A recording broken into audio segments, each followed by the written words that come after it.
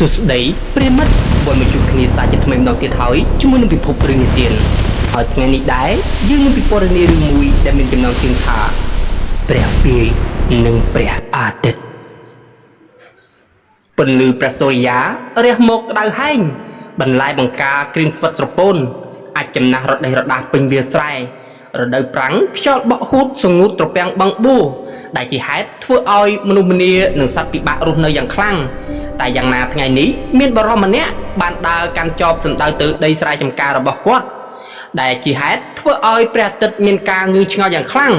ថាហេតុអ្វីបានជាបរិសនេះមិនខ្លាចក្តៅដូច្នេះហើយមកកាប់ដីទាំងមេឃក្តៅហែងព្រះអាទិត្យបានសម្លឹងមើលទៅបរិសនោះយ៉ាងយកចិត្តទុកដាក់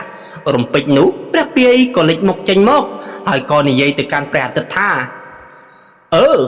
វ៉ៃព្រះអាទិត្យឯងហ៊ានភ្នាល់ជាមួយយើងទេបើណានាអាចធ្វើឲ្យបរិសនោះដោះអាវចេញពីខ្លួនបានអ្នកនោះគឺជាអ្នកឈ្នះព្រះអាទិត្យគិតមួយស្របក់ក៏យល់ព្រមមានអីចូលភ្នាល់ហើយបាត់អីមកវិញបើសិនជាយើងឈ្នះបើណានាឈ្នះអ្នកនោះនឹងខ្លាចជាអ្នកដែលមានឥទ្ធិពលលើគូប្រកួត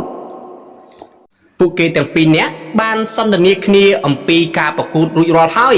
បន្ទាប់ពីសន្ទនារួចពួកគេក៏ចាប់ផ្ដើមប្រកួតព្រះពាយបានចាប់ផ្ដើមមុនព្រះពាយបានប្រើខ្យល់បក់យ៉ាងខ្លាំងហើយផ្ទៃមេឃក៏ចាប់ផ្ដើមងឹតបរិសម្នាក់នោះមួយស្របក់ក្រោយមកក៏ចាប់ផ្ដើមរងាបរិសបានព្យាយាមអោបខ្លួនឯងយ៉ាងមាំដើម្បីរក្សាកម្ដៅអស់រយៈពេលមួយសន្ទុះក៏ឃើញថាព្រះពាយមិនអាចឲ្យបរិសម្នាក់នោះដោះអាវបានទេព្រះពាយដែលអស់ចិត្តក៏ឲ្យព្រះអាទិត្យជាអ្នកសាកល្បងឲ្យបរិសម្នាក់នោះដោះអាវវិញម្ដង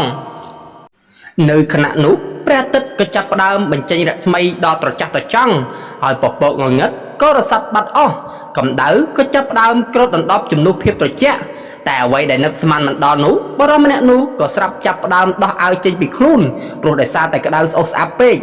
ពេលនេះបានធ្វើឲ្យព្រះពាយបានដឹង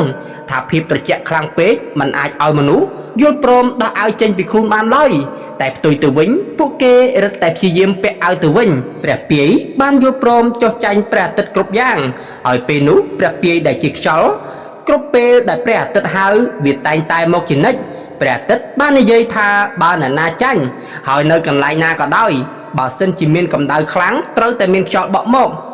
ដែលជាហេតុនេះហើយទឹកនៅពេលដែលមានភ្លើងឆេះតែងតែមានខ្យល់បក់មកជានិច្ចហើយនេះគ្រាន់តែជារឿងនិទានតែប៉ុណ្ណោះ